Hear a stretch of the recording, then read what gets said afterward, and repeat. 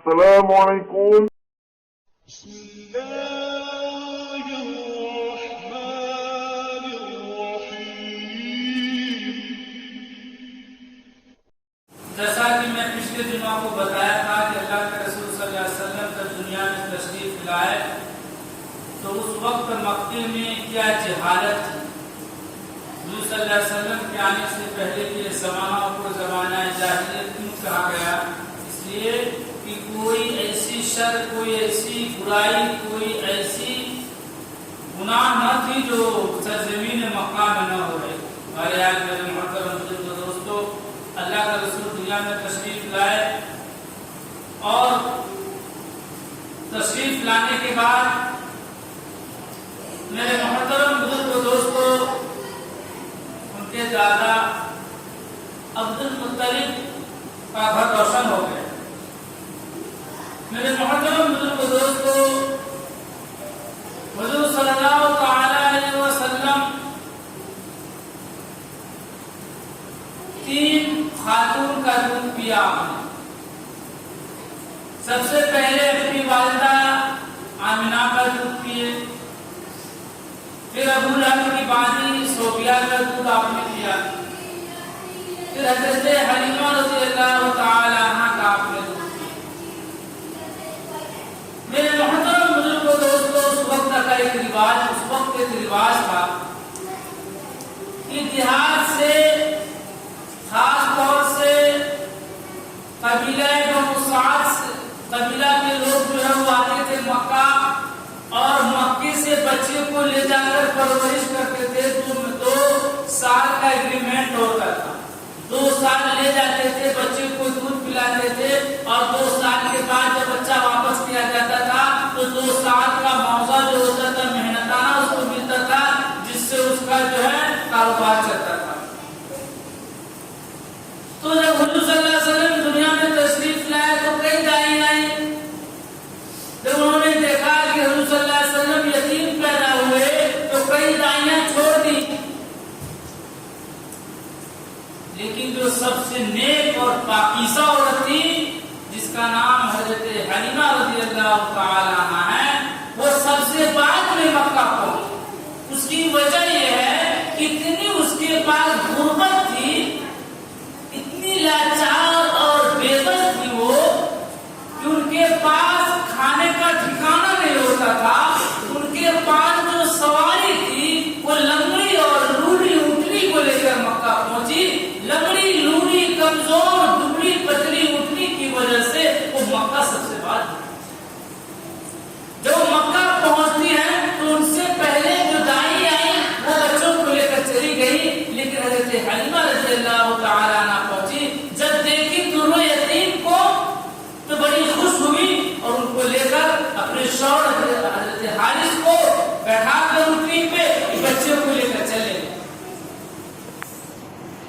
وہی لانگڑ اونٹنی پتلی دبلی کمزور دھیمی رفتار میں چلنے والی اونٹنی کی کیفیت بدل گئی. وہ اونٹنی جب حضور صلی اللہ علیہ وسلم سوار ہونے کے بعد جب وہ واپس جانے لگی تو وہی اونٹنی اتنی تیز رفتار سے جا رہی تھی گویا وہ ہواؤں سے بات کرتی تھی. جب راستے میں ان کی سہیلیاں ملی، کہنے لگی حلیمہ سنو تو صحیح، رکو تو صحیح، یہ وہی اونٹنی ہے، یہ وہی سواری ہے کہ تم نے سواری بدل لی. حضرت حلیمہ فرماتی ہے سواری وہی ہے، سوار بدل. حضرت حلیمہ کے قسمت میں 4 چمک لگ گئے. حضرت حلیمہ کو کھانے کا ٹھکانہ نہیں ہوتا تھا، قحط سالی کا زمانہ تھا، کھانے کو نہیں تھی. وہ بکریاں جو چرنے کے لیے جایا کرتی تھی ان کو صحیح سے گھاس میسر نہیں ہوتا تھا جس سے بکری کا تھن دودھ سے بھر سکے.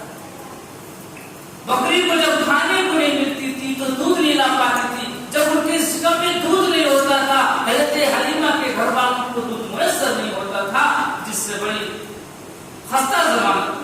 لیکن جب حضور صلی اللہ علیہ وسلم کا آمد ان کے گھر میں ہوا، 2 سال کا ایگریمنٹ اس نے حضرت آمنہ سے کرا کر لے کر گئی. جیسے یہ بچہ ان کے گھر پہنچتی ہے، رحمت کی بارش ہوتی ہے اور وہاں جو ہے قحط سالی کا زمانہ ہوتا ہے. جیسے بارش ہوتی ہے قحط سالی جو ہے قسمت میں چار چاند لگ جاتا ہے. وہی حلیمہ کی سوکھی اور ٹکڑی اور پتلی بکری جب کھیتوں میں جاتی ہے تو دودھ پورے شکم پورے تھن میں بھر کر لاتی ہے.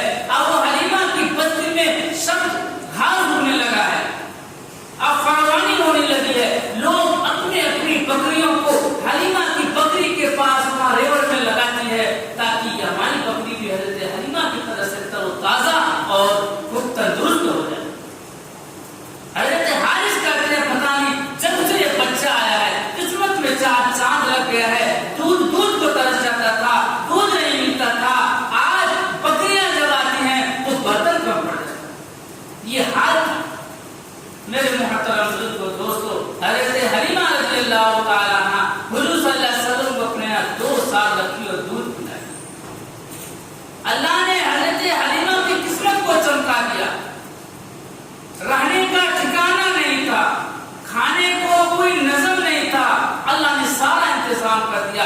برکت ہی برکت. حضرت حلیمہ سوچنے پر مجبور ہو گئی کہ جب سے بچہ آیا ہے اتنی برکت, اتنی فراوانی, اتنا اللہ نے برکتیں عطا فرما دیا ہے.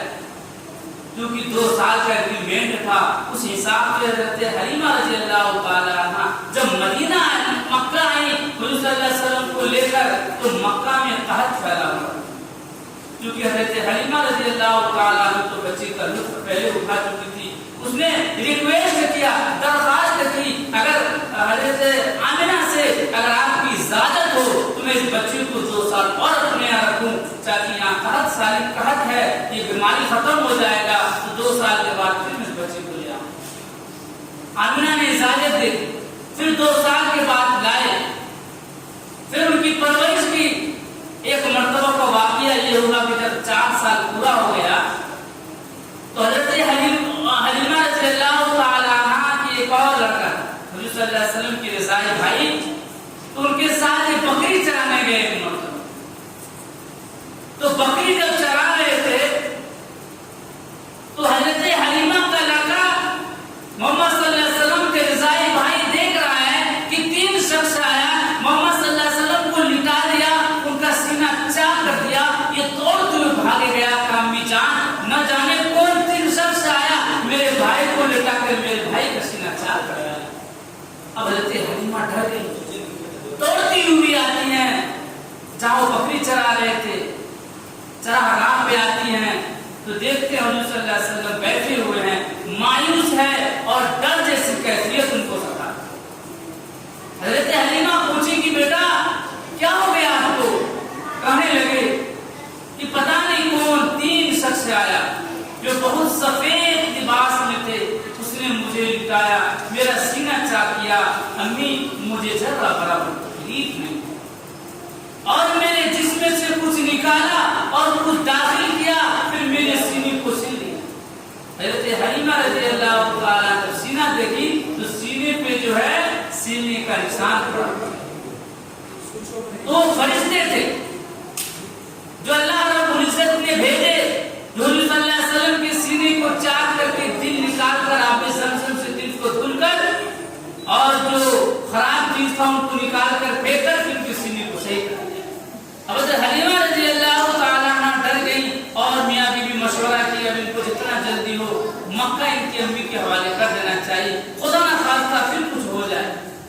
تو میرے محترم بزرگوں دوستو 4 سال حضرت حلیمہ کے گھر رہے, پھر وہاں سے جب یہاں پہ آئے ایسے حضور صلی اللہ علیہ وسلم کا ایک دن گزرتا گیا